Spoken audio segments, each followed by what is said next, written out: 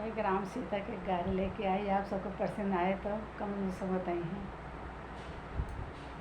घर घर फुलवा तोड़न चली जनक दुलारी हो यारे जाई के पहुँचे फूलवारी। हाँ सीताराम से भजो यारे जाई के पहुँचे फूलवारी। हाँ सीताराम से भजो फुलवाही तोड़ी सीता साखी बतलानी हो।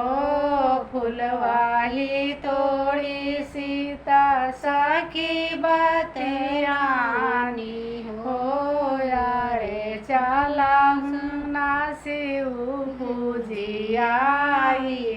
हाँ सीताराम से भजो घुमरी घुमारी सीता शिव का पार छै हो। घुमरी घुमारी सीता शिव जी का पार छै हो।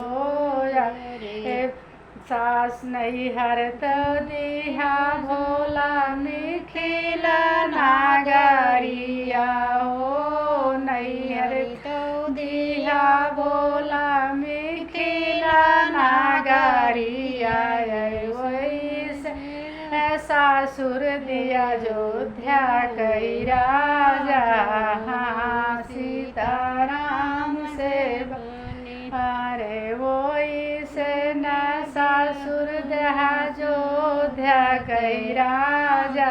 हाँ सीताराम से भजो देवर तो दिहा प्रभु लखन बुद्धिमान हो।